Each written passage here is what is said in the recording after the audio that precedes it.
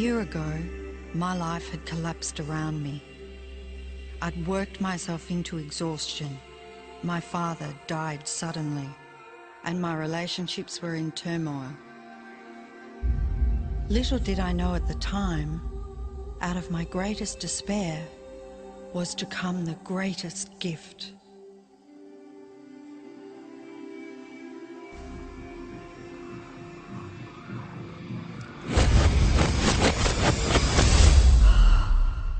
I'd been given a glimpse of a great secret.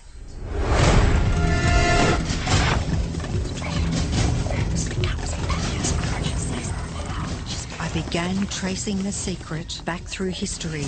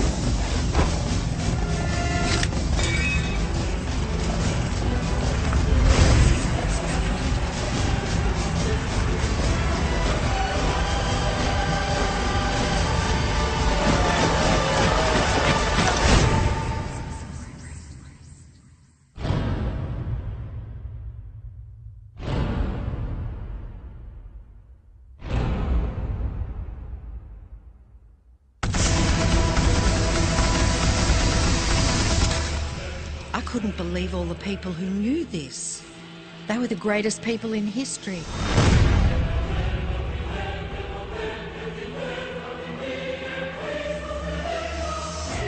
Why doesn't anyone know this? All I wanted to do was share the secret with the world. I began searching for people alive today who know the secret. One by one, they began to emerge.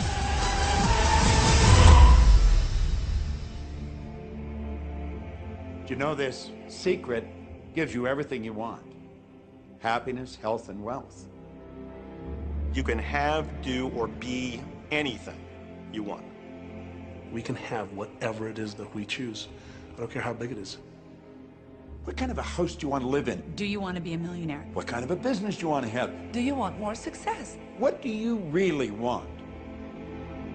I've seen many miracles take place in people's lives. Financial miracles, miracles of physical healing, mental healing, healing in relationships. All of this happened because of knowing how to apply the secret. This is the great secret of life.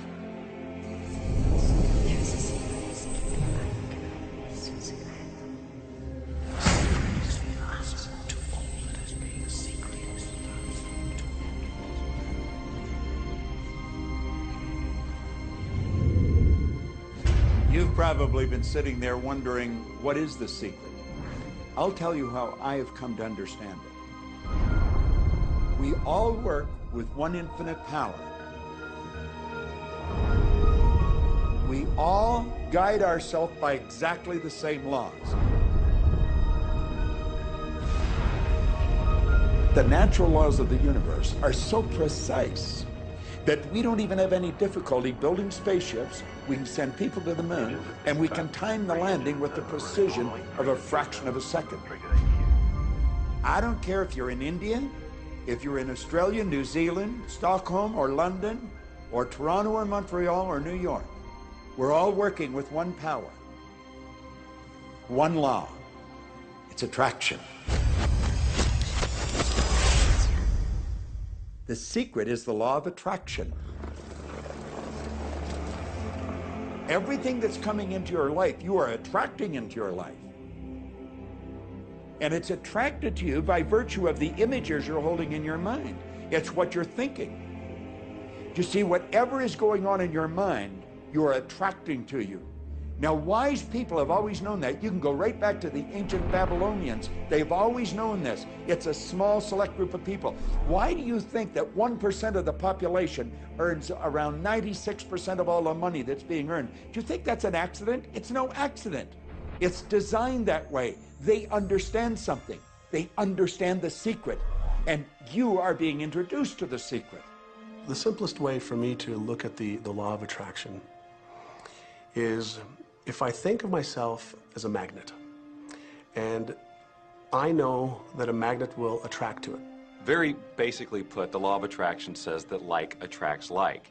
But we're really talking at a level of thought. Our job as humans is to hold on to the thoughts of what we want, make it absolute clear in our minds what we want, and from that we start to invoke one of the greatest laws in the universe, and that's the law of attraction. You become what you think about most, but you also attract what you think about most. If you see it in here, you're going to hold it here. And that principle can be summed up in 3 simple words. Thoughts become things. What most people don't understand is a thought has a frequency. Every thought has a frequency. We can measure a thought. And so if you're thinking that thought over and over and over again, or if you're imagining in your mind, okay, having that brand new car, having the money that you need, building that company, finding your soulmate, if you imagine what that looks like, you're emitting that frequency on a consistent basis. Thoughts are sending out that magnetic signal that is drawing the parallel back to you. See yourself living in abundance, and you will attract it. It always works. It works every time with every person. Here's the problem. Most people are thinking about what they don't want, and they're wondering why it shows up over and over and over again. The law of attraction doesn't care whether you perceive something to be good or bad, or whether you don't want it or whether you do want it. It's responding to your thoughts. So if you're sitting there looking at a mountain of debt, feeling terrible about it, that's the signal you're putting out into the universe. Wow, I feel really bad because of all this debt I've got. You're just affirming it to yourself. You feel it on every level of your being. That's what you're going to get more of.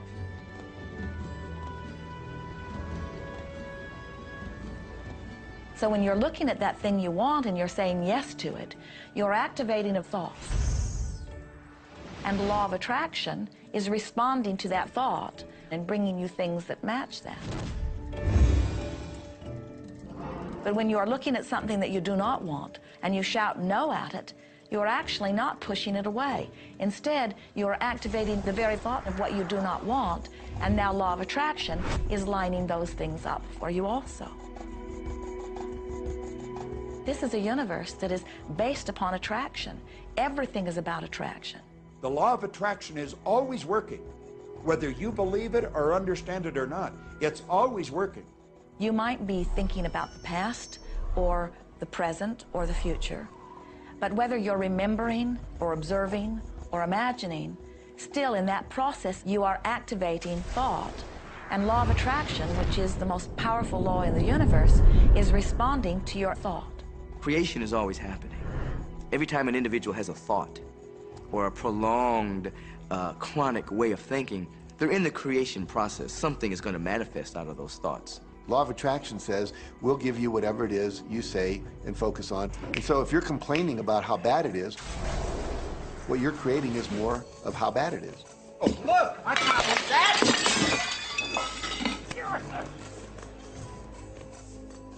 I had a student named Robert. Robert was a gay man, and he was taking an online course I have, part of which entails email access to me. And he outlined all of the grim realities of his life. In his job, all the people ganged up on him. And it was constantly stressful because of how nasty they were with him. When he walked down the street, he said every block he was accosted by homophobic people who wanted to abuse him in some way. He was wanting to become a stand-up comedian. And when he went out and did a stand-up comedy job, everybody heckled him about being gay. And his whole life was one of a lot of unhappiness and misery, and it all focused around this idea of being attacked because he was gay. I began to teach him that he was focusing on what he did not want. I directed him back to his email that he sent me and said, read it again. Look at all the things you do not want that you're telling me about. And I can tell you're very passionate about this. When you focus on something with a lot of passion, it makes it happen even faster. And then he really started taking this thing about focusing on what you want to heart. And he began really trying it. What happened within the next 6 to 8 weeks was absolutely a miracle. He said that all the people in his office that had been harassing him either transferred to another department, quit working at the company, or started totally leaving him alone, and he began to love his job. He noticed that when he was walking down the street that nobody came up to him and harassed him anymore. They just weren't there. I'm a very, very gay man. When he went and did his stand-up comedy routines, he started getting standing ovations and nobody was heckling him. His whole life changed because he changed from focusing on what he did not want, what he was afraid of, what he wanted to avoid, to focusing on what he did want. So we may be very positive in our outlook and orientation, and we tend to attract positive people and positive events and circumstances. We may be very negative in our orientation, or very angry, in which case we tend to attract negative, angry people and negative, angry circumstances. And so you end up attracting to you the predominant thoughts that you're holding in your awareness, whether those thoughts are conscious or whether they're unconscious. That's the rub. If you look very carefully when it comes to the secret and the power of our mind and the power of our intention in our daily lives, it's all around us. All we got to do is open our eyes and look. You see law of attraction evidenced in your society when you see that the one who speaks most of illness has it, when you see that the one who speaks most of prosperity has it. Law of attraction is evident everywhere around you if you are understanding what it is. It has to do with you being a magnet, attracting thought, attracting people, attracting events, attracting lifestyle. Indeed, everything that you bring into your experience, you bring because of this powerful law of attraction. I mean, I'm not talking to you from the point of view of just wishful thinking or imaginary craziness. I'm talking to you from a deeper, basic understanding. Quantum physics really begins to point to this discovery. It says that you can't have a universe without mind entering into it, that the mind is actually shaping the very thing that is being perceived. Now, if you don't understand it, doesn't mean you should reject it. You don't understand electricity, probably.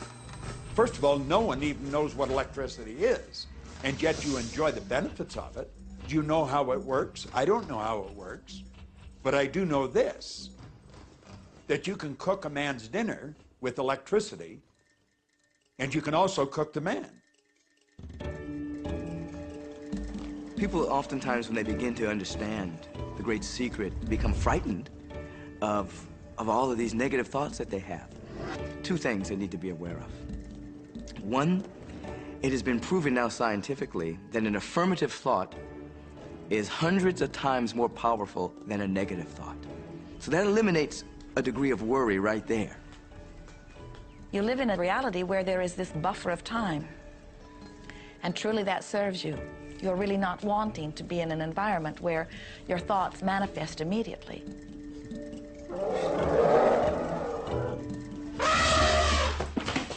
The evidence is long in coming, and that is really a good thing. So you want to become aware of your thoughts, you want to choose your thoughts carefully, and you want to have fun with this, because you are the masterpiece of your own life. You are the Michelangelo of your own life. The David that you are sculpting is you, and you do it with your thoughts. The leaders in the past who had the secret wanted to keep the power and not share the power. So they kept people ignorant of the secret. People went to work, they did their job, they came home. They were on a treadmill with no power because the secret was kept in the few. We live in a universe in which there are laws. Just as there's a law of gravity, if you fall off a building, it doesn't matter whether you're a good person or a bad person, you're gonna hit the ground. Everything that's around you right now in your life, including the things you're complaining about, you've attracted. Now, I know at first blush that's going to be something that you hate to hear. You know, you're going to immediately say, I didn't attract the car accident. I didn't attract this particular client. I didn't particularly attract the debt. I didn't attract whatever it happens to be that you're complaining about. And I'm here to be a little bit in your face and to say, yes, you did attract it. And this is one of the hardest concepts to get. But once you've accepted it, it's life transforming. This is part of the overall giant secret here. And most of us attract by default. We just think that we don't have any control over it. Our thoughts are on autopilot, our feelings are on autopilot, and so everything is just brought to us by default. Now, if this is your first time to hear this, it may feel like, oh, I have to now monitor my thoughts. This is going to be a lot of work. It will seem like that at first, but that's where the fun begins. We do not encourage that you try to monitor your thoughts. That will sort of make you crazy. There are so many thoughts coming to you from so many different directions about so many different subjects. That's where your emotional guidance system comes in. Your emotions, your emotional guidance system is what helps you to understand what you're thinking. So your thoughts cause your feelings. The emotions are this incredible gift that we have to let us know what we're attracting. There are only two emotions from our perspective. One feels good and one feels bad. You call them all sorts of different things, but essentially, all of those negative emotions, whether you call it guilt or anger or frustration, all feel much the same. They do not feel good. And all of those are guidance saying that which you are thinking about right now is not in line with what you are really wanting. On another level, it's called bad frequency or bad vibes or whatever you want to call it. The one that feels good, that feeling of hope or happiness or love, that good feeling, that positive emotion, is guidance saying that which you are thinking right now is in alignment with what you are wanting. So it's really so simple. It's right there. The answer is, what am I attracting right now? Well, how do you feel? I feel good. Well, good. Keep doing that. Our feelings are a feedback mechanism to us about whether we're on track or not, whether we're on course or off course. The better you feel, the more in alignment you are. The worse you feel, the more out of alignment you are. What you are doing as you are moving through the variety of your day-to-day experience is you are offering thoughts that are literally formulating your future experience. And you can tell by the way you feel if the things that you're moving toward will please you when you get there.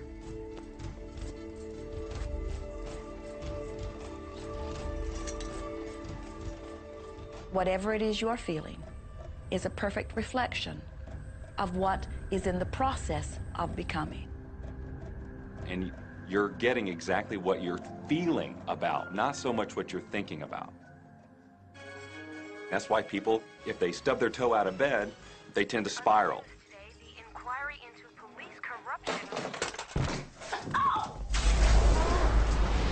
The whole day goes like that, you know. They have no clue that a simple shifting of their emotions can change their entire day and life. If you start out having a good day and you're in that particular happy feeling, as long as you don't allow something to change your mood, you're going to continue to attract, by the law of attraction, more situations, circumstances, people that sustain that happy feeling. Good days, bad days, rich get richer, poor get poorer. It's all about what these people are predominantly and continually feeling. You can begin right now to feel healthy. You can begin to feel prosperous. You can begin to feel the love that's surrounding you, even if it's not there. And what will happen is the universe will correspond to the nature of your song. The universe will correspond to the nature of that inner feeling and manifest, because that's the way you feel. So basically what you focus on with thought and feeling is what you attract into your experience, whether or not it's something you want. What you think and what you feel and what manifests is always a match. every single time, no exception. It's hard to swallow. But when we can begin to open ourselves up to that, the ramifications are awesome. It means that whatever thought has done in your life, it can be undone through a shift in your awareness.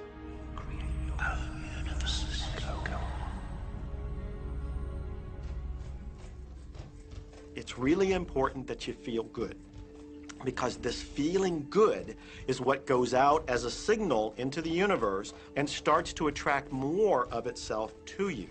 So the more you can feel good, the more you will attract the things that help you feel good, and it'll keep bringing you up higher and higher. When you're feeling down, do you know that you can change it like that? Put on a beautiful piece of music. Start singing. That'll change your emotion. Or think of something beautiful. Think of a baby. Maybe one you love. And dwell on it. Really keep that thought in your mind. Block everything out but that thought. I guarantee you'll start to feel good. This principle applies to your family pet, for instance, which I believe are wonderful because they put you in a great emotional state. When you feel love for your pet, that's a great state of love. It's going to bring goodness into your life. What a gift that is. And when you begin to get the hang of this, when you begin to guide your thoughts based upon the way they feel, and you begin to notice the correlation between what you're feeling and thinking and what's coming back to you, before you know it, you will know that you are the creator of your own reality. And those who are watching from a distance will stand in amazement at the perfect life you live. Since I learned the secret and started applying it to my life has truly become magical. I think the kind of life that everybody dreams of, and I live on a day-to-day basis. I live in a $4.5 million mansion.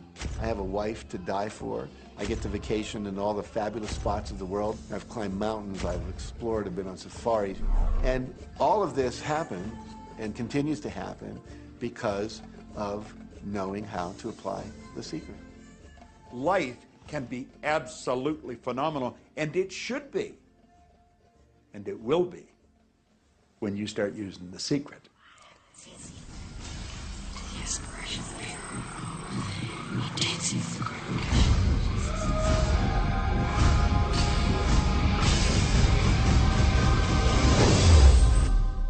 Well, a lot of people ask me what their job is in the creative process and what the job of the universe is. So let's look at that for a moment. Let's use this metaphor. If you think about Aladdin and his lamp, you've probably heard of that one. I mean, Aladdin picks up the lamp and he dusts it off, and out pops the genie.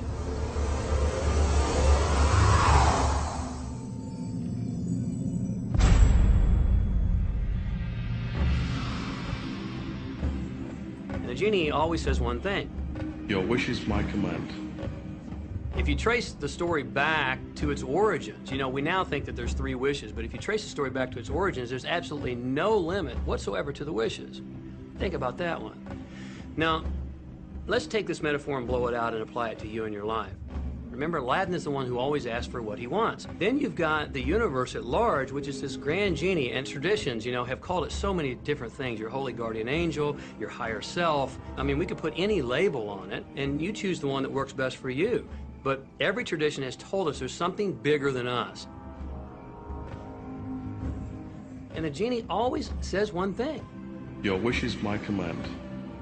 So we like to say to you that the creative process is a 3-step process. Step 1 is you must ask for what you want.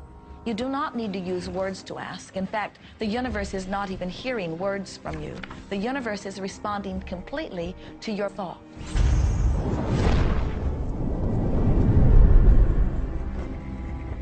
What do you really want? Sit down and write it out on a piece of paper. Write it in the present tense. You might begin by writing, I am so happy and grateful now that, and then explain how you want your life to be in every area. And this is really fun.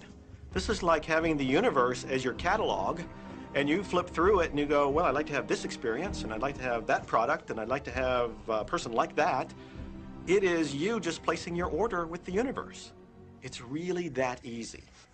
The second step is answer, an answer to what you're asking. And that is not your work in your physical form. The universe will do that step for you. All of the universal forces are responding to the thoughts that you have set into motion. Your wish is my command. And the universe will start to rearrange itself to make it happen for you. Most of us have never allowed ourselves to want what we truly want because we can't see how it's going to manifest. If you do just a little research, it is going to become evident to you that anyone that ever accomplished anything did not know how they were going to do it. They only knew they were going to do it. You don't need to know how it's going to come about. You don't need to know how the universe will rearrange itself. You don't know how. It'll be shown to you. You will attract the way. So then our friends say, something must be going terribly wrong because I know I am asking, so where's my stuff? And we say, you are asking. You are completing step one. You can't help but do that. The universe is answering every time, no exception. But there is another step that you must understand, and it is called step 3, which is the receiving step, which means you must bring yourself into alignment with what you're asking for. When you're in alignment with what you want, you feel wonderful. That's what enthusiasm is. That's what joy is. That's what appreciation is. That's what that feeling of passion is. But when you are feeling despair or fear or anger, those are strong indicators that you are not right now in alignment with what you're asking for. And so when you begin to realize that the way you feel is everything, and you begin to direct your thoughts based upon how they feel, little by little, you can find the feeling place of it, and now you are one with it, and now it must manifest into your experience.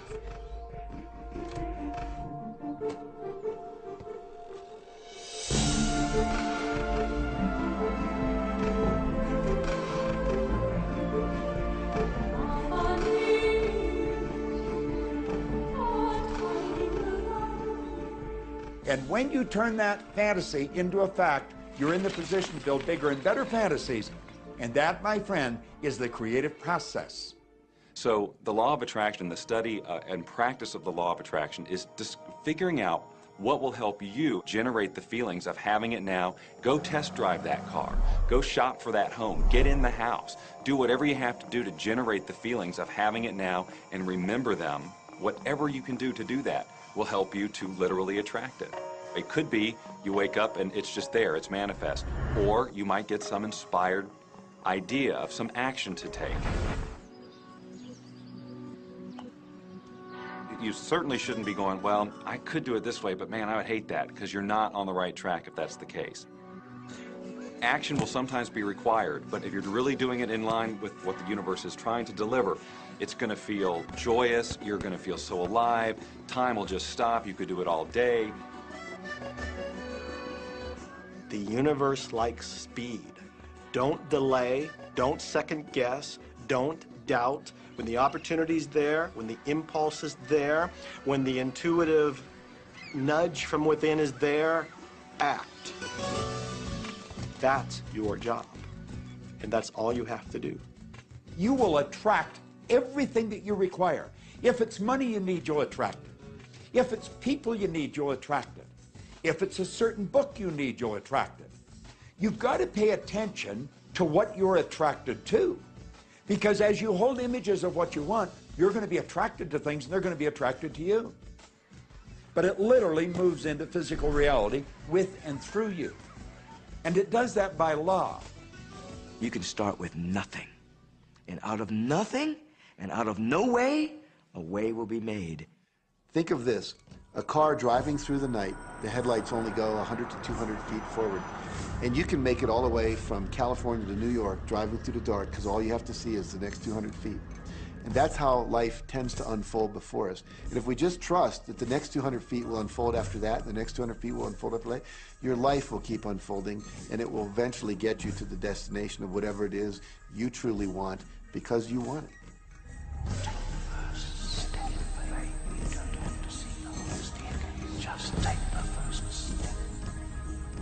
Well, another thing people wonder about is how long is this going to take? How long will it take to manifest the car, the relationship, the money, whatever it happens to be? Well, I don't have any rule book that says it's going to take you 30 minutes or 3 days or 30 days. I think it's more a matter of you being in alignment with the universe itself.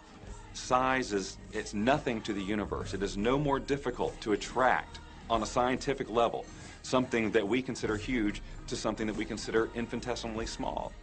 The universe does everything it does with zero effort. Grass doesn't strain to grow. It's effortless. It's just this great design. It's all about what's going on up here. It's about what we put in place, saying this is big, it's going to take some time.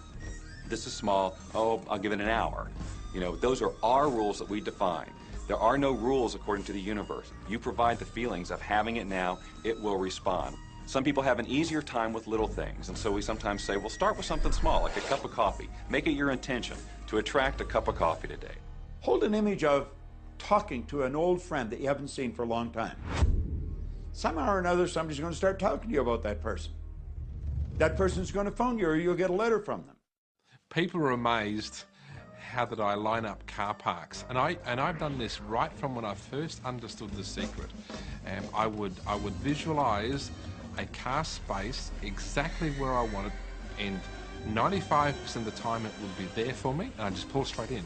5% of the time I have to wait just a minute or two, and the person would pull out and I'd pull in. So I do that all the time.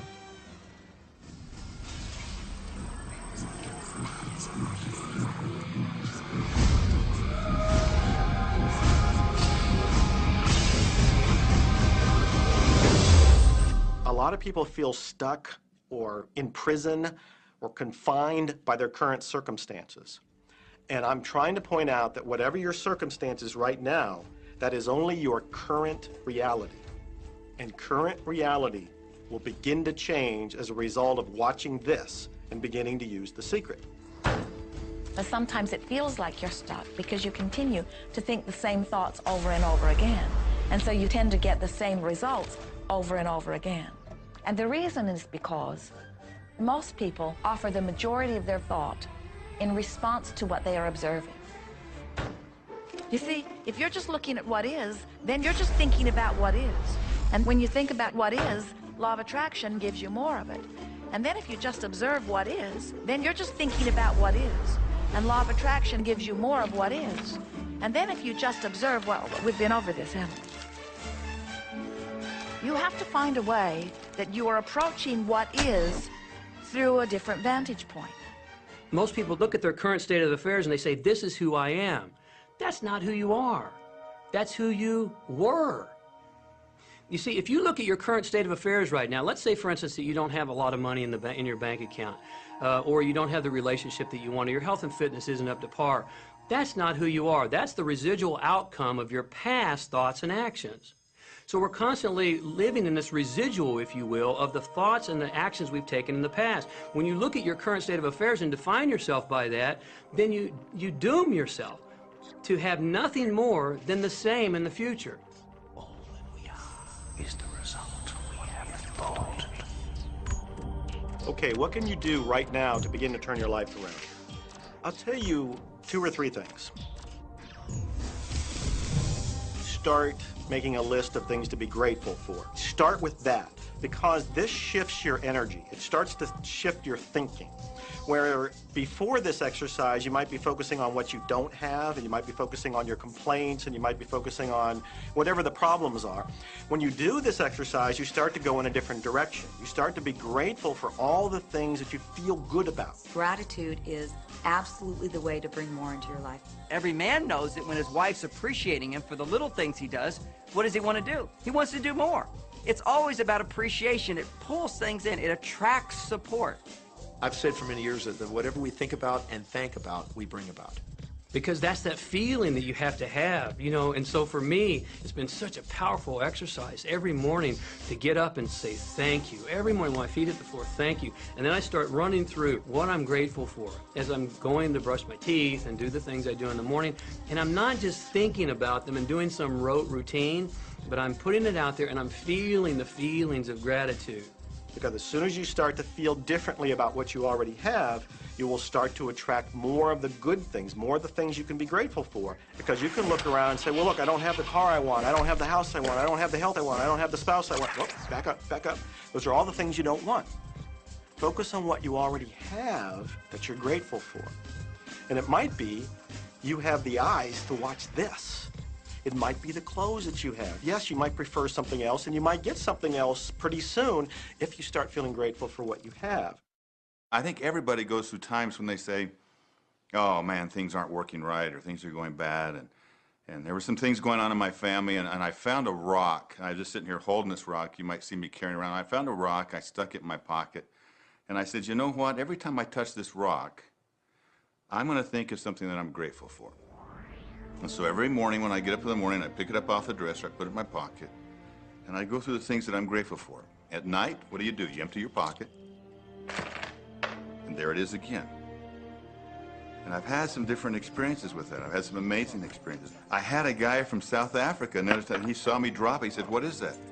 Well, what's that? I explained it to him, so he started calling it a gratitude rock. Gratitude rock. 2 weeks later, I got an email from him, from South Africa. And he said, my son is dying from a rare disease. It's a type of hepatitis. He said, would you send me 3 gratitude rocks? Now, they're just rocks I found off the street, you know? So I said, sure. I had to make sure that the rocks were very special. And so I went out to the stream, looked, picked out the right rocks, and sent them off to him. 4 or 5 months later, I get an email from him. He said, my son's better. He's doing terrific. And he said, but you need to know something. He says, we've sold over 1,000 rocks at $10 a piece as gratitude rocks, and we've raised all this money for charity. Thank you very much. And so it's very important to be in an attitude of gratitude, as I call it. Another thing that I would suggest that you do right now to turn your life around, and this is so huge that I can't find the words to describe just how powerful this can be for you.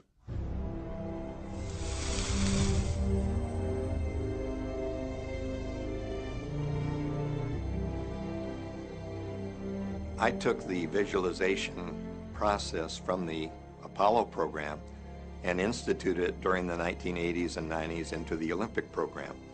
And it was called Visual Motor Rehearsal. When you visualize, then you materialize. And the interesting thing about the mind is we took Olympic athletes and then hooked them up to sophisticated biofeedback equipment and had them run their event only in their mind. Incredibly, the same muscles fired in the same sequence when they were running the race in their mind as when they were running it on the track. How could this be? Because the mind can't distinguish whether you're really doing it or whether it's just a practice. I think if you've been there in the mind, you'll go there in the body. When you're visualizing, when you've got that picture playing out in your mind, always and only dwell upon the end result.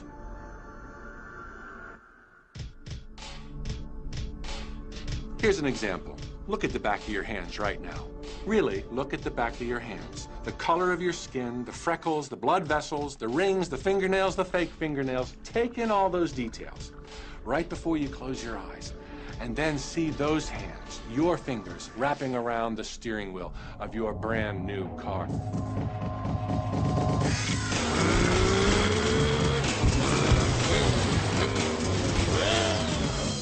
This is such a holographic experience, so real in this moment, that you don't even feel like you need the car because it feels like you already have it. It's the feeling that really creates the attraction, not just the picture or the thought. And I think for a lot of people, they think, well, if I think positive thoughts, or if I visualize having what I want, that'll be enough. But if you're doing that and still not feeling abundant or feeling, you know, loving and joyful, then it doesn't, from my mind, really create the power of the attraction. This is where the secret actually moves into action. You put yourself in the feeling place of really being in that car, not, oh, I wish I could get that car, or someday I'll have that car, because that's a very definite feeling associated with that. It's not in the now, it's not, you know, it's in the future. If you stay in that feeling, it will always be in the future. Feel the joy, feel the happiness, no matter how silly it seems in that dark and quiet room, and you're going, woohoo! Do it! A lot of people will say, you know, come on, do I have to do that? How bad do you want change?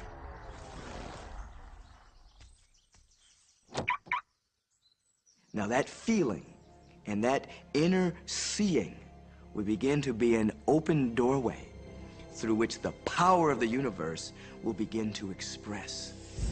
What power I cannot say. All I know is that it exists. Our job is not to figure out the how. The how will show up out of the commitment and the belief in the what. The hows are the domain of the universe. It always knows the shortest, quickest, fastest, most harmonious way between you and your dream. If you turn it over to the universe, you will be surprised and dazzled by what is delivered to you. This is where magic and miracles happen. Well, I would say you want to do this virtually daily, but my disclaimer is this should never be a chore. What's really bottom line importance here to the whole secret is feeling good. You want to feel exhilarated by this whole process. You want to be high, happy, in tune as much as possible. The only difference between people who really are living this way and people who aren't, living in the magic of life, is that the people who are living in the magic of life have habituated ways of being. They have habituated this process, and magic happens with them wherever they go, because they remember it and they do it all the time, not as a one-time event. People hold that for a while, and they're really a champion at it. And they say, you know what, I'm fired up, I saw this program, and I'm going to change my life. And yet, you know, results aren't showing, and beneath the surface, it's just about ready to break through. And someone will look at the surface results and go, this stuff doesn't work. And you know what? The universe says, your wish is my command. And it goes down.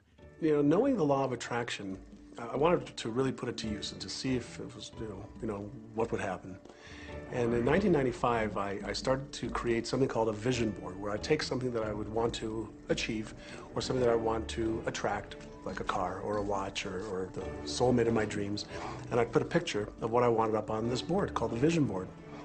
And every day I would sit in my office and I would look up at this board and I would start to visualize. I would really get into the state of having already acquired it.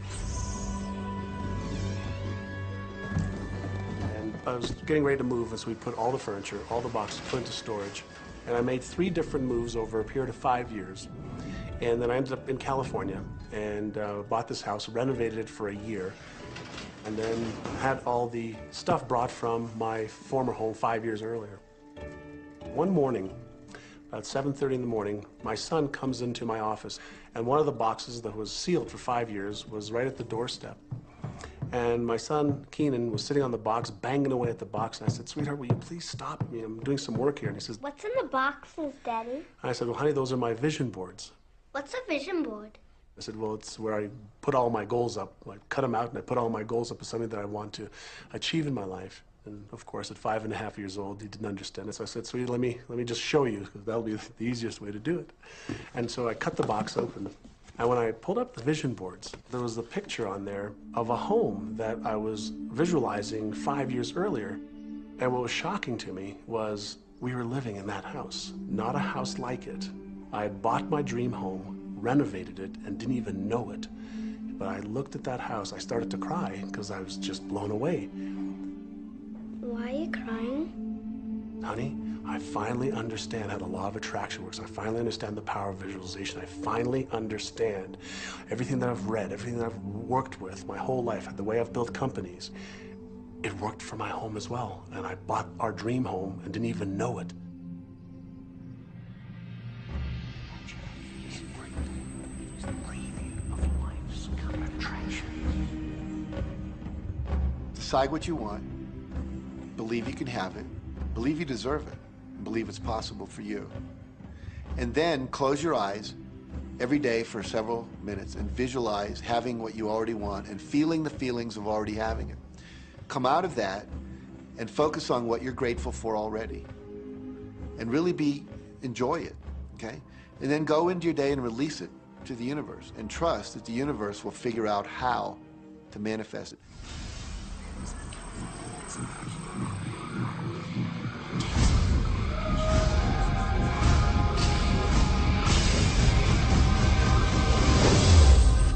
No, The Secret was definitely a real transformation for me because I grew up in a family where my dad was very negative, thought that rich people were people that had ripped everyone off, thought that anyone who had money, you know, must have deceived somebody. And so I grew up with a lot of beliefs about money, that if you had it, it made you bad. Only evil people have money. And, you know, money doesn't grow on trees. That was a big one. Who do you think I am, Rockefeller? That was one of his favorite phrases. So I grew up truly believing that life was difficult, that it was hard, you had to struggle. And it was only when I met W. Clement Stone that I literally began to shift my life. Whatever the mind of man can conceive and achieve. When I was working with Stone, he said, I want you to set a goal that's so big that if you achieved it, it would blow your mind. And you would know it's only because of what I've taught you that you would have achieved this goal. Well, at the time, I was making about $8,000 a year. And for some reason, I wanted something that was really measurable. So I said, I want to make $100,000 in a year. Now, I had no idea how I could do that. I saw no strategy, no possibility, but I just said, I'm going to declare that, I'm going to believe it, I'm going to act as if it's true, and release it. And so I did that. And one of the things he taught me was every day to close your eyes and visualize the goal as if it's already achieved. And I had actually made a $100,000 bill that I put on the ceiling. So the first thing I'd see when I woke up, I'd look up and there it was, and it would remind me that this was my intention. And then I would close my eyes and visualize having this $100,000 a year lifestyle. And interestingly enough, nothing major happened for about 30 days. You know, I didn't have any great breakthrough ideas. No one was offering me more money. And all of a sudden, I was in the shower, it was about 4 weeks into it, and I had a $100,000 idea. It just came right into my head. I had a book I had written, and I said, if I could sell 400,000 copies of my book at a quarter each, that'd be $100,000. Now, the book was there, but I never had this thought. And one of the secrets, I think, is that when you have inspired thought, you have to trust it, and you have to act on it. Now, I didn't know how to do that. I didn't know how I was going to sell 400,000 copies. We'd never done that. And then I saw the National Enquirer at the supermarket. I had seen that millions of times, and it was just background. And all of a sudden, it jumped out of me as foreground, and I thought, wow, if readers knew about my book, certainly 400,000 people would go out and buy it. And about 6 weeks later, I gave a talk at Hunter College in New York to 600 teachers, and this lady comes up at the end and she says, that was a great talk. I'd like to interview you. Let me give you my card. And I said, who do you write for? I'm a freelancer, but I sell most of my stuff to the National Enquirer. You know, and I had this little theme from the Twilight Zone went off in my head. Na, na, na, na, na, na, na. Like, whoa, this stuff's really working. So that article came out, and our book sales started to take off. But the point I want to make is that I was attracting into my life all these different events, including this person. And to make a long story short, I did not make $100,000 that year. We made $92,327. But do you think we were like depressed and going, this doesn't work? No, we were going, whoa, this is amazing. And so my wife said to me, wow, if it works for 100,000, you think it'll work for $1 million? And I said, I don't know. I think so. Let's try it. My publisher actually wrote me a check as a royalty check for our first Chicken Soup for the Soul book. And he actually put a smiley face in his signature because it was the first $1 million check he'd ever written. And so I know from my own experience, because I wanted to test it, does this secret really work? And when we put it to the test, it absolutely worked. And now I live my life from that every single day. Well, I can just imagine what a lot of people that are watching this are thinking. And that is, how can I attract more money into my life? How can I get more of the green stuff? How can I get more wealth and prosperity? How can I, when I love my job, deal with the credit card debt that I have? And the realization that maybe there's a ceiling on the money that can come in because it's coming to me through my job. How can I bring in more? Intend it. This goes back to one of the things we've been talking about throughout the whole secret. Your job is to declare what you would like to have from the catalog of the universe. Well, if cash is one of them, say how much you would like to have. I would like to have $25,000 unexpected income within the next 30 days. or whatever it happens to be. It should be believable for you. Most people have a goal of getting out of debt. That'll keep you in debt forever. Whatever you're thinking about, you will attract. You'll say, but it's get out of debt. I don't care if it's get out or get in. If you're thinking debt, you're attracting debt. Set up an automatic debt repayment program and then start to focus on prosperity. So many times people say to me, well, I'd like to double my income in the next year. But then you look at their actions and they're not doing the things that are going to make that happen. And they'll turn right around and go, well, I can't afford that. Okay, guess what? Your wish is my command. As you are fussing about not having enough money, as you are talking to your friend about not having enough money, as you are feeling unhappy about not having enough money, you are actually activating within yourself or continuing the activation of a thought that is very different from the desire that you have launched. What it just comes down to is you just can't want more money and focus upon not enough. When I first understood The Secret, I was getting bills. Every day I'd get a bunch of bills in the mail. And I thought, how do I turn this around? The law of attraction states that what you focus on, you will get. So I got a bank statement. I whited out the total and I put a new total in there. I put exactly how much I wanted to see in the bank. So I thought, what if I just visualize checks coming in the mail? So I just visualize a bunch of checks coming in the mail. Within just 1 month, things started to change. And it is amazing. Today, I just get checks in the mail. I get a few bills, but I get more checks than bills. I grew up on you have to work hard for money, you have to work hard for money. And so I replaced that with money comes easily and frequently. Now, in the beginning, it feels like a lie, right? There was a part of your brain that will say, oh, you liar, it's hard. So you have to know it's this little tennis match that will go on for a while. When it comes to creating wealth, wealth is a mindset. It's all about how you think. I'd say 80% of my coaching that I do one-on-one with folks is about their psychology and the way they think. And I know when people are listening, they say, oh, well, you can do it, I can't. Every person has the capability to change the way they're in a relationship and conversation with money. I find so many people who maybe make a tremendous amount of money, but their relationships stink. That's a technical term, by the way. And that's not wealth. It really isn't. You can go after the money and you might get rich, but it doesn't guarantee you'll be wealthy. I'm not suggesting that money isn't a part of wealth. It absolutely is, but it's only a part. And then I meet a lot of people who are quote-unquote spiritual, but they're sick and broke all the time. That's not wealth either. Life is meant to be abundant in all areas.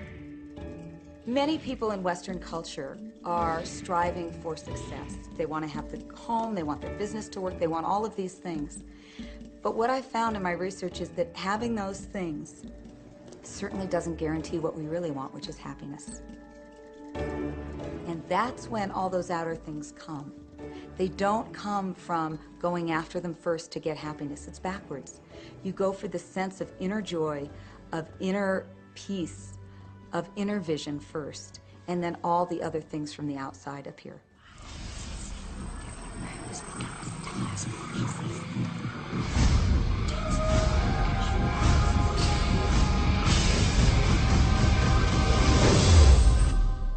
The secret means for me actually that we are creators of our universe, and that every wish of what we want to create will manifest in our life.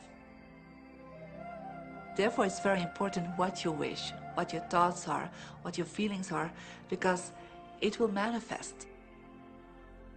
Now, one day I went into somebody's home, and he was an art director of a very famous film producer. And in every corner, he had this beautiful image of a woman, a naked woman dressed with a fabric, kind of doing this, kind of saying, oh, I don't look at you, I don't see you, And I said, I think you have trouble in your romance. Are you a clairvoyant or something? No, but look, 7 places you have exactly that woman. But I love that kind of painting. I painted it myself. That's even worse, I said, because you put all your creation and your creativity in it. Now, he's this gorgeous-looking man. He has all these actresses around him because that's the work he does. He doesn't get romance. I said, what do you want? Well, I want to date 3 women a week. Okay, paint yourself with 3 women and hang it in every corner.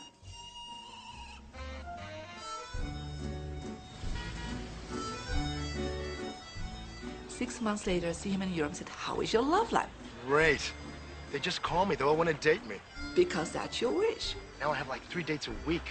They're fighting over me. Good on you. But I really want to stabilize a little bit. I want marriage, and I want romance. Well, paint it, okay?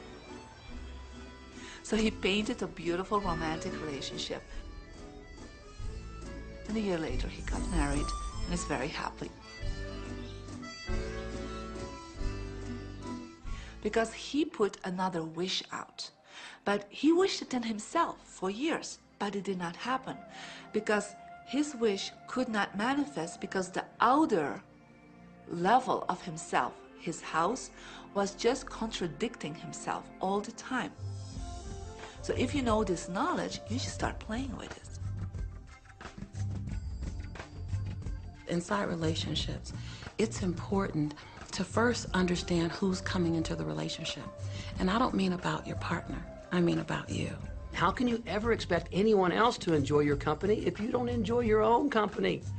And so, again, the law of attraction, or the secret, is about bringing that into your life, and you've got to get really, really clear. Here's the question I would ask you to consider.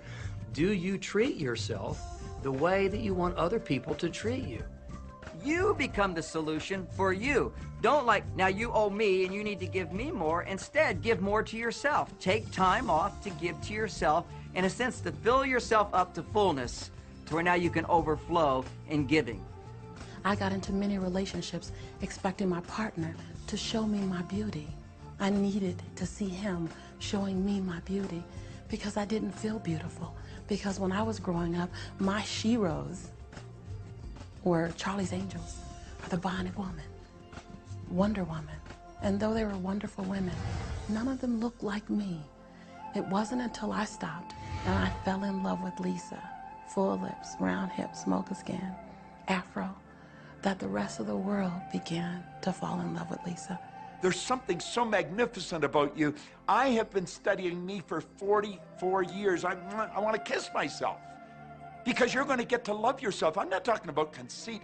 I'm talking about a healthy respect for yourself. And as you love yourself, you'll love others. Sometimes people will say, those people at work are so negative, or the man I live with is so angry, or my children are so worrisome to me. And we say, you must orient yourself to the best part of those people who surround you. We encourage that you get a notebook and that you make a list of the positive aspects of the people that you spend a lot of time with.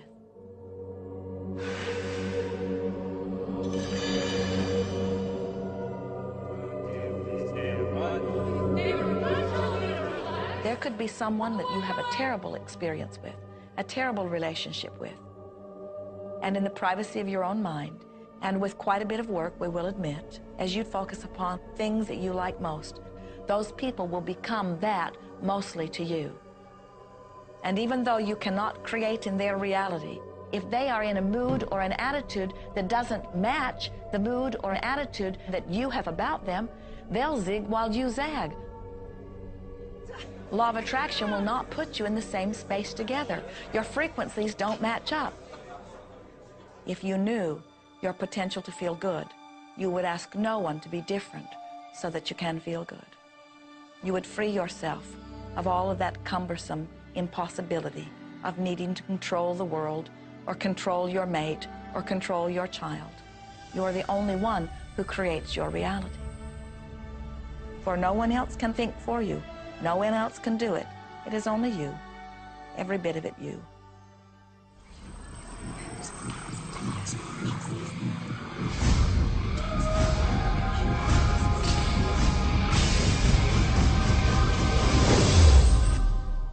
It's important to recognize that our body is really the product of our thoughts.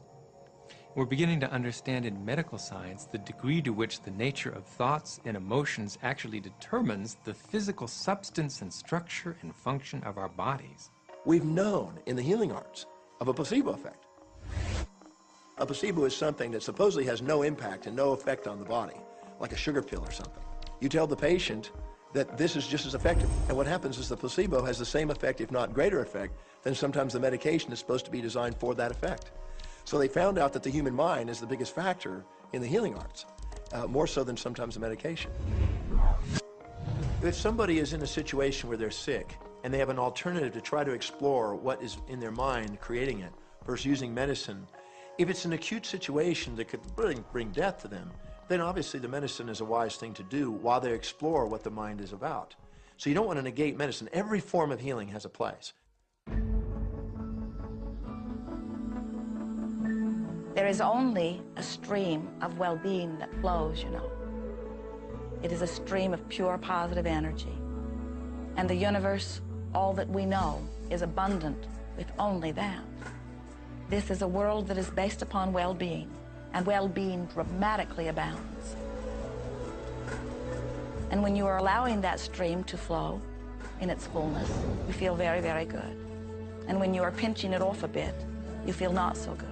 There is only a stream of goodness or well-being which you are allowing or not. And your magnificent emotions are telling you what the mix is, how you're doing in your allowing or your resisting of this connection. You know people who have had terminal disease. Stop and think of the word dis-ease. Hyphenate the word. That's a body that's not at ease. We've got 1,000 different diagnoses and disease out there. They're just the weak link. They're all the result of one thing, stress. And you put enough stress on the chain, you put enough stress on the system, and one of the links breaks. Our physiology creates disease to give us feedback, to let us know we have an imbalanced perspective and we're not loving and we're not grateful. So the body's signs and symptoms are not something terrible. The question that's frequently asked is when a person has manifested a disease in their body temple or some kind of discomfort in their life, through the power of right thinking, can it be turned around? And the answer is absolutely yes. On November 23rd, I was diagnosed with breast cancer. I truly believed in my heart, with my strong faith, that I was already healed. During the day, all day long, I would just say, thank you for my healing. On and on and on I went, thank you for my healing. I believed in my heart I was healed. I saw myself as if cancer was never in my body. One of the things I did to heal myself was to watch very funny movies. That's all we would do, is just laugh, laugh, laugh. We couldn't afford to put any stress in my life because we knew stress was one of the worst things you can do while you're trying to heal yourself. From the time I was diagnosed, which was November 23rd, to the time I was healed totally was approximately 3 months. And that's without radiation and chemotherapy. Well, we come with a basic program. It's called self-healing. You get a wound, it grows back together. You get a bacterial infection, the immune system comes and takes care of those bacteria and heals it up. The immune system is made to heal itself. Dis-ease cannot live in a body that's in a healthy emotional state. Your body is casting off millions of cells every second, and it's creating millions of new cells. In fact, literally, parts of our body are replaced every day. Other parts take a few months, other parts a couple of years. But within a few years, we have a brand new physical body. If you have a disease and you're focusing on it and you're talking to people about it, you're going to create more disease cells. See yourself living in a perfectly healthy body. Let the doctor look after the disease. Can you feel the difference between having painful arthritis in your hips and feeling fearful about it, or having painful arthritis in your hips and feeling hopeful about it? The difference between fearful and hopeful is the difference between recovery or not. Happier thoughts lead to essentially a happier biochemistry, a happier, healthier body. Negative thoughts, stress, have been shown to seriously degrade the body and the functioning of the brain, because it's our thoughts and emotions that are continuously reassembling, reorganizing, recreating our body. Remove physiological stress from the body, and the body does what it was designed to do. It heals itself. I've seen kidneys regenerated. I've seen cancer dissolved. I've seen eyesight improve and come back. I always say that incurable means curable from within. You can change your life and you can heal yourself.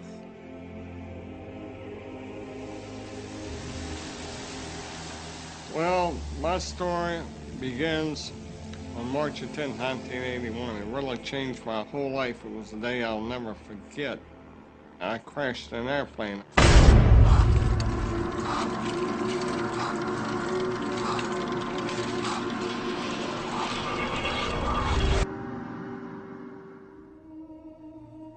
I ended up in the hospital completely paralyzed. My spinal cord was crushed. I broke the first and second cervical vertebrae. My swallowing reflex was destroyed. I couldn't eat or drink. My diaphragm was destroyed. I couldn't breathe. All I could do was blink my eyes.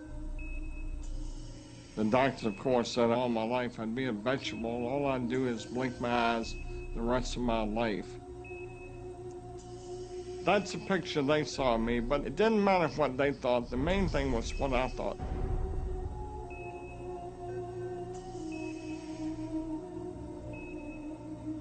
I picture myself being a normal person again, walking out of that hospital.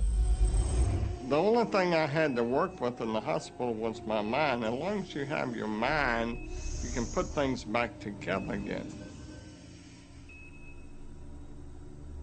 I was hooked to a respirator, and they said I'd never breathe on my own again because my diaphragm was destroyed. But this little voice kept saying to me, breathe deep, breathe deep.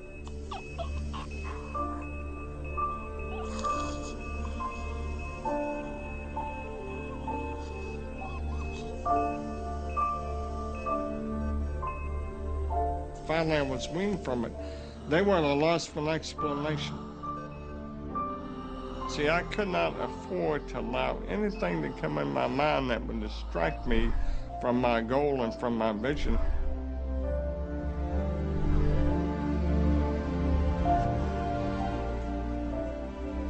Well, I set a goal to walk out of the hospital on Christmas. That was my goal.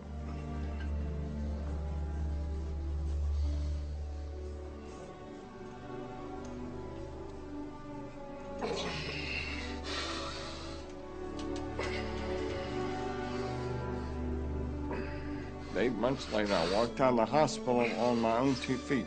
They said it couldn't be done. That's a day I will never forget. For people that are sitting out there right now watching this program that are hurting, if I wanted to sum up my life and sum up for people what they can do in life, I would sum it up this way in 6 words. Man becomes what he thinks about.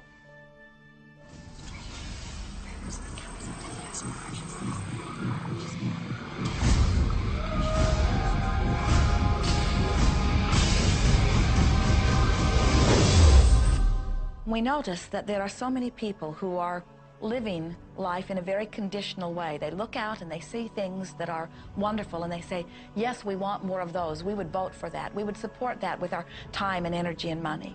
But then they look out and they see things that they do not want, terrible things that they do not want to live and that they do not want to see others live. And they say, we've got to do something about getting rid of those things. But they don't realize that as they push against the unwanted, they add power to it. In this world, there is a war against poverty and a war against cancer and a war against teenage pregnancy and a war against terrorism and a war against violence and a war against terrorism. Did we mention that there's a war against terrorism? And all of this pushing against is only adding to, because you can't say no and make it go away. When you shout no, law of attraction is lining that up. The reason that what you resist persists is because if you're resisting something, you're saying, no, I don't want this thing because it makes me feel this way, the way I'm feeling right now. So you're just putting out this really strong emotion of, wow, I really don't like this feeling, and it's there, and it just comes racing towards you. You know, the anti-war movement creates more war. The anti-drug movement has actually created more drugs because we're focusing on what we don't want, drugs. People will say, well, shouldn't I focus upon that? That is true. And we say, that is like saying, because someone gave their attention to something they did not want long enough that now it is manifested, I should do it too. And we say, we don't really understand that reasoning. Mother Teresa was brilliant. She said, I will never attend an anti-war rally. If you have a peace rally, invite me. You know, she knew. She understood the secret. I mean, look what she manifested in the world. So if you're anti-war, be pro-peace. If you're anti-hunger, be pro people having more than enough to eat. If you're anti a particular politician, be pro his opponent. Often elections are tipped in the favor of the person that people are really against because he's getting all the energy and all the focus. You want to focus on what you want, not what you don't want. It's okay to notice what you don't want because that gives you contrast to say, well, this is what I do want. But the fact is that the more you talk about what you don't want or talk about how bad it is, read about all of that all the time, and then say, oh, how terrible it is, well, you're creating more of that. You know, so many times people say to me, well, James, I have to be informed. Maybe you have to be informed, but you don't have to be inundated. Learn to become still and to take your attention away from what you don't want and all the emotional charge around it and place the attention on what you wish to experience. I always say when the voice and the vision on the inside become more profound and more clear and loud than the opinions on the outside, you've mastered your life. You are not here to try to get the world to be just as you want it to be. You are here to create the world around you that you choose, while you allow the world as others choose it to be, to exist also.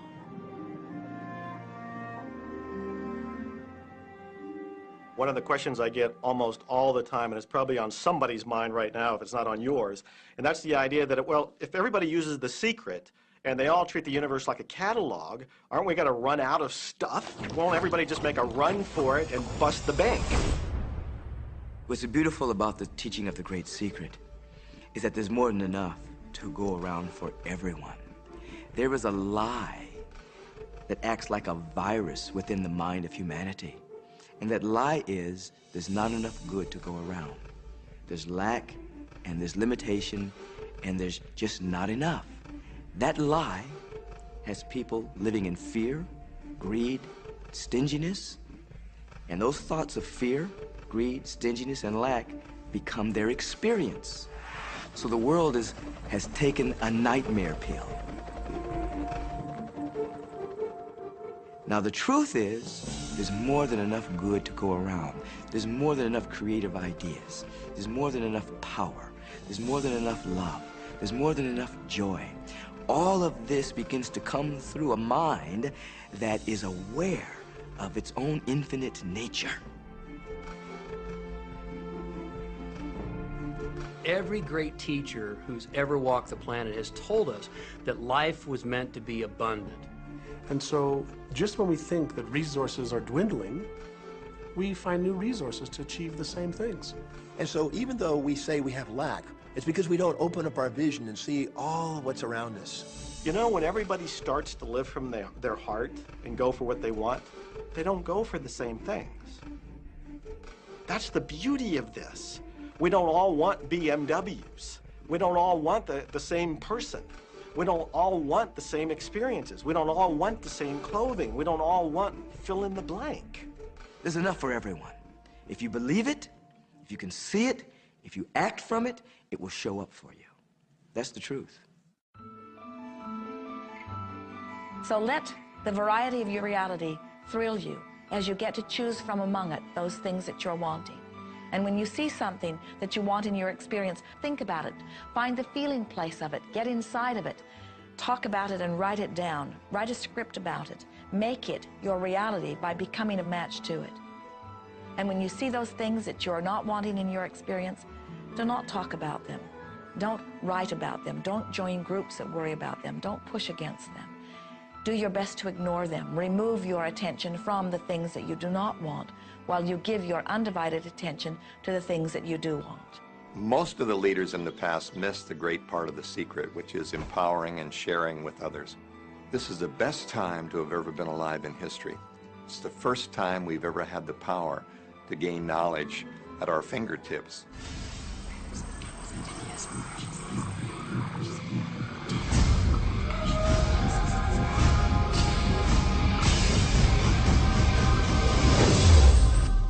When we look around us, even at our own bodies, what we see is the tip of the iceberg. Think of this for a moment. Take your hand and look at it.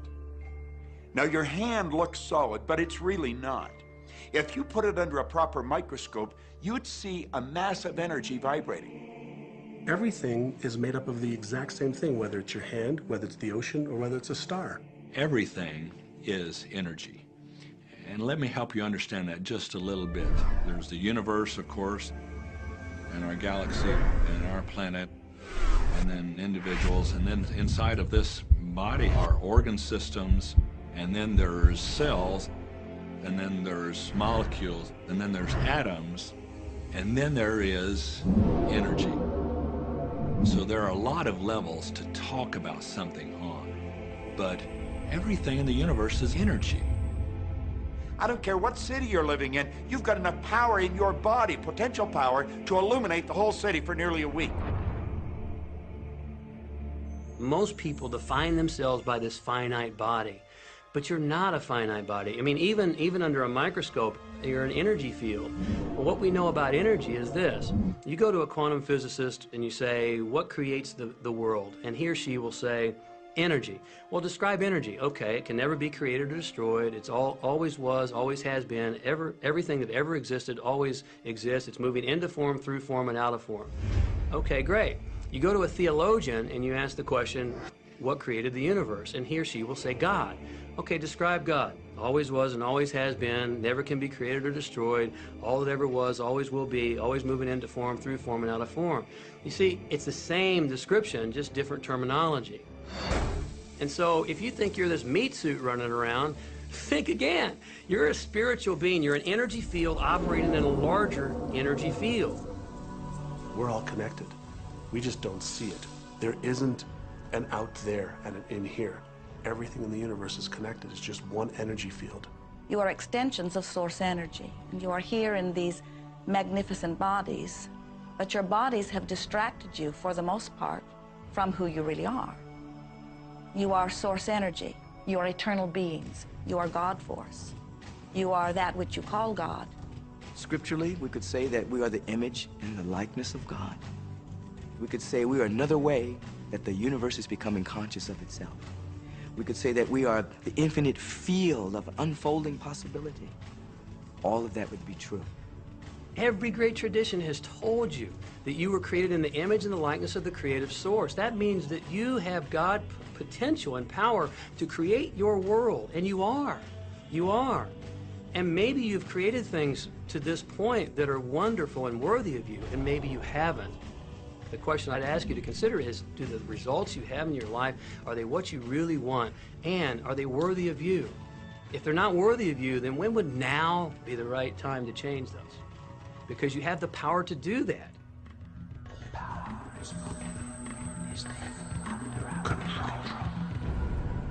You know, a lot of people feel like they're victims in life, and they'll often point to past events, perhaps growing up with an abusive parent or in a dysfunctional family.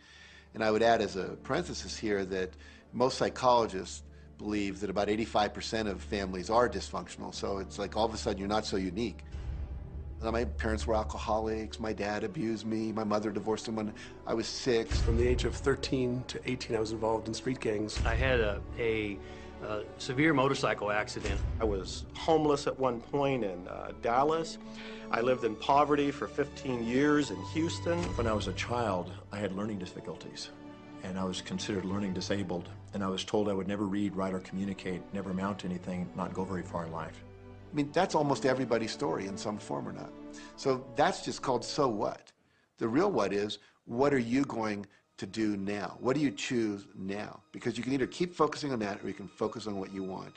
And when people start focusing on what they want, what they don't want falls away. And that part expands and the other part disappears. We are wanting you to come to the place where you're beginning to offer your thought deliberately, where you're guiding your thoughts on purpose, where you are the creator of your own experience because you are the manager of your own thought. The beautiful thing about the law of attraction is that you can begin where you are, and you can begin to think, real thinking, and you can begin to generate within yourself a feeling tone of harmony and happiness. The law will begin to respond to that. So now you start to have different beliefs, like there is more than enough in the universe, or you have the belief that everything goes right for me. Or you have the belief that I'm not getting older, I'm getting younger. We can create it the way we want it by using the law of attraction. And you can break yourself free from your hereditary patterns, cultural codes, social beliefs, and prove once and for all that the power within you is greater than the power that's in the world. Some of you may be thinking, well, that's very nice, but I can't do that, or she won't let me do that, or he'll never let me do that, or I haven't got enough money to do that, or I'm not strong enough to do that, or I'm not rich enough to do that, I'm not. Every single I'm not is a creation. Whether you can or you can't, you are right. Are there any limits to this? Absolutely. We are unlimited beings. We have no ceiling. The capabilities and the talents and the gifts and the power that is within every single individual on this planet is unlimited.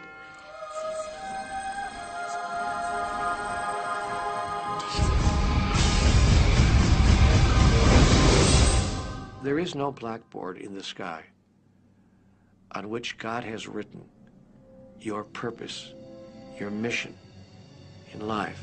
There's no blackboard in the sky that says, Neil Donald Walsh, a handsome guy who lived in the first part of the 21st century, who, colon, then there's a blank, you know, and all I have to do to really understand what I'm doing here, why I'm here, is to find that blackboard and find out what God really has in mind for me. But the blackboard doesn't exist. So your purpose is what you say it is. Your mission is the mission you give yourself. Your life will be what you create it as, and no one will stand in judgment of it now or ever. It took a lot of years for me to get this, because I grew up very much with this idea that, you know, there was something I was supposed to do, and if I wasn't doing it, I was like, God wouldn't be happy with me, you know? When I really got that my primary aim was to feel and experience joy, then I began to do only those things which brought me joy. We have a saying, you know, if it ain't fun, don't do it, you know? Joy, love, freedom, happiness, laughter. That's what it is. And if you've just experienced joy sitting there and meditating for an hour, by golly, do that. If you experience joy eating a salami sandwich, then do that. When I pet my cat, I'm in a state of joy. When I walk in nature, I'm in a state of joy. So I want to constantly put myself in that state. And when I do that, then all I have to do is have the intention of what I want, and what I want manifest. So inner happiness actually is the fuel of success. Anything that makes you feel good is always going to be drawing in more. You are listening to this right now. It's you that drew this into your life. It's your choice whether you want to take it and utilize it. If it feels good, if it doesn't feel good, then you know, let it go. Find something that feels good, that resonates with your heart.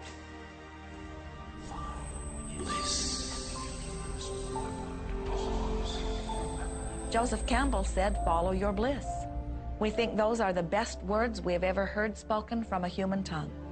And if one could follow one's bliss, you would follow the trail to abundance and well-being on all subjects.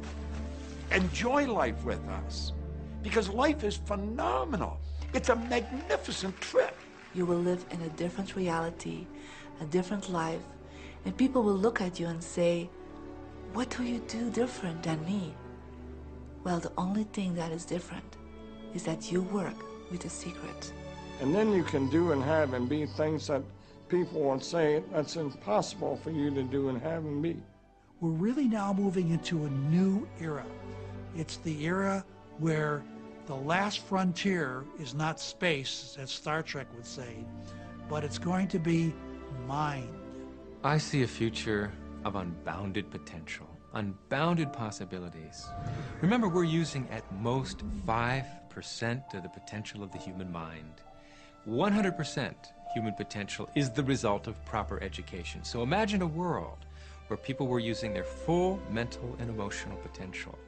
We could go anywhere. We could do anything, achieve anything, See yourself with the good that you desire. Every religious book tells us that. Every great book on philosophy, every great leader, all the avatars who have ever lived. Go back and study the wise ones. Many of them have been presented to you in this program. You know what? They all understood one thing. They understood the secret. Now you understand it. And the more you use it, the more you'll understand it. You may be feeling that it would be easier to be hearing these words if they had come to you the first day of your experience upon this earth. And if we were talking to you on your first day of physical life experience, we would say to you, welcome to planet Earth.